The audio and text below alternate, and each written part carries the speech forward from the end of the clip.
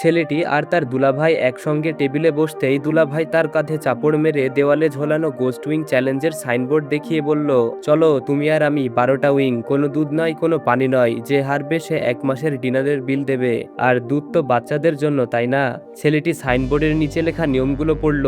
12টি chicken wing শেষ করতে হবে, দুধ খাওয়া যাবে না, পানি খাওয়া যাবে না এবং মাঝপথে হার মানা যাবে না। ওয়েট্রেস পাশ দিয়ে যেতে যেতে শেষ নিয়মটার দিকে আঙুল দেখিয়ে বলল, প্রায় সবাই প্রথমে রাজি হয়, তারপর কিছুক্ষণ পরে দুধের জন্য আকুতি মিনতি শুরু করে, কিন্তু নিয়ম অনুযায়ী আমি দুধ আনতে পারি না। দুলাভাই কথাটা উড়িয়ে দিয়ে দুজনের জন্য 2 প্লেট উইং অর্ডার করলো এবং সে বলল, কোনো অপমান নিও না, কিন্তু তোমাকে তো একটা হালকা স্পাইসি টাকো খেলেও ঘামতে দেখেছি, তাই এই বাজিটা জেতা আমার জীবনের সবচেয়ে বড় ডিনার হতে চলেছে। কিছুক্ষণ পর ধোয়া ওঠা গরম উইং টেবিলে এলো।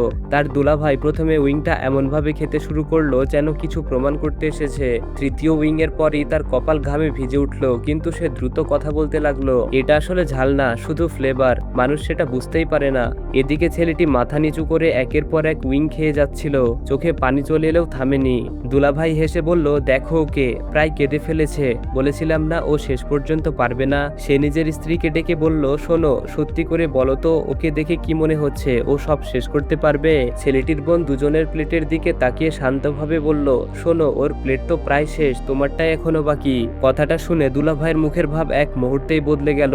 আরেকটা উইং খাওয়ার পর সে মুখে বাতাস করতে করতে ওয়েট্রেসকে ডাকলো, দুধ প্লিজ, একটা দুধ নিয়ে আসো, আমার এখনই দুধ দরকার। ওয়েট্রেস হাঁটতে হাঁটতে সাইনবোর্ডের দিকে আঙুল দেখিয়ে বলল, নিয়ম তো নিয়মই স্যার। ততক্ষণে দুলাভাইয়ের মুখ লাল হয়ে গেছে, ঘামে ভিজে গেছে, এমনকি হাতও কাঁপতে শুরু করেছে। হঠাৎ সে পাশের টেবিলে গিয়ে একটা ছোট বাচ্চার ট্রে থেকে দুধের কার্ড তুলে নিয়ে সবার সামনে এক নিঃশ্বাসে খেয়ে ফেললো। বাচ্চাটা অবাক হয়ে মায়ের দিকে তাকিয়ে বলল, মা, ঝালওয়ালা লোকটা আমার দুধ নিয়ে গেল। মুহূর্তেই পুরো রেস্টুরেন্টের সবার নজর সেই দৃশ্যের দিকে চলে গেল। একজন বড় মানুষ চুরি করা দুধের কার্টন হাতে দাঁড়িয়ে আছে।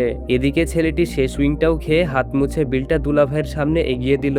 তারপর ছেলেটি দুলাভাইয়ের কাঁধে হালকা চাপড় মেরে হেসে বলল, দুধটা আরামে খাও, দুধ তো বাচ্চাদের জন্য, তাই না?